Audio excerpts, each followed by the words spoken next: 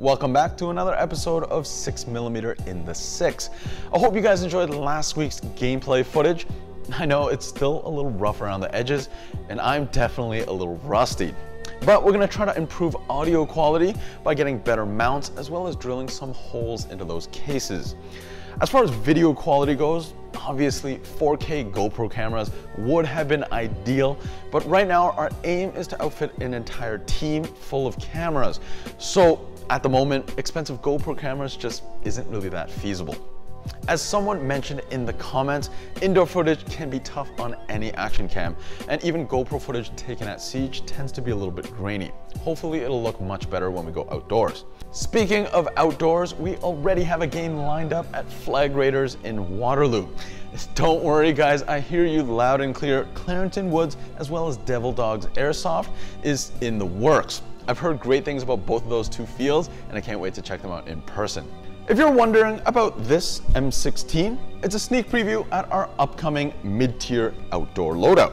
This time it's going to be a DMR style build with a nice full-length inner barrel. The base gun is an ENC, which I still think is one of the best mid-tier AEGs. You'll be seeing more of this guy soon enough. Moving on, we have a subscriber loadout for you guys to check out. This one comes from Graham W from right here in the 6. He's been a long-time customer of ours. In fact, he actually remembers when we used to be called Velocity Arms. Back when I was in university, I remember after class, I'd walk down to the Velocity Arms showroom, which was on top of a Mama's Pizza at Bloor & Young. Who remembers that little showroom? Anyways, this loadout is based on the Gotham City SWAT team from the Christopher Nolan Batman films, as well as Arkham Origins, the video game. As a side note, a lot of TV shows and movies going for that NYC vibe are actually shot right here in Toronto. Of course, it's a whole lot cheaper to shoot it here, and Toronto does a pretty good NYC impression. Just check out these spy shots near City Hall for the upcoming Titans movie.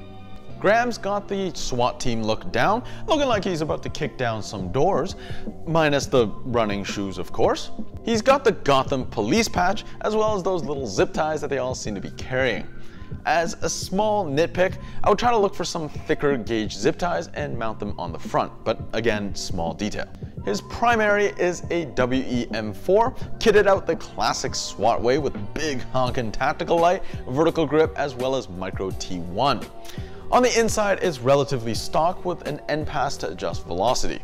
His backup primary is the G&G UMP, which he tells me he's about to convert into HPA. In his drop leg, he's running a TM Glock 17 with a bunch of excellent internal upgrades.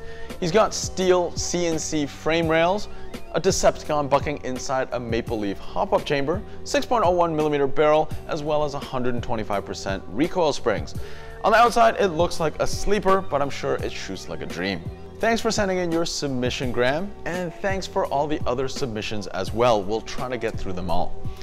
Don't forget to send your pics to 6in6@torontoairsoft.com. I know it's a little easy to get the email wrong, so just copy and paste from the description below. We'd love to see more movie and video game style loadouts, though of course most superheroes don't actually use guns. This is a gun? On to the news. Tokyo Marui has a long-standing relationship with Capcom and have previously released special edition Resident Evil guns, most recent being the Thor's Hammer shotgun released earlier this year.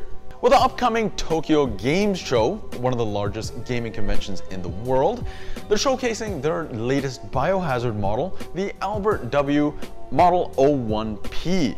Last year, they released the Albert W Model 01, which frankly I thought was a little ridiculous with the huge suppressor, tactical light, and the chrome finish. For those who don't know, Albert Wesker is the main antagonist in the Resident Evil series. I admit I don't know too much about the series, but the name Albert? Albert sounds like an orthodontist, not a genetically enhanced supervillain. But I digress. This is the new 01P, which stands for performance. It's a lot more restrained than the last model, and I admit it looks pretty sharp.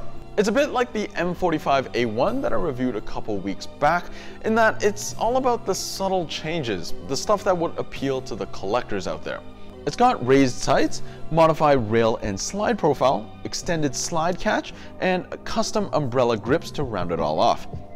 For someone who's a big fan of Berettas, I'm sure this would make an excellent addition to the collection.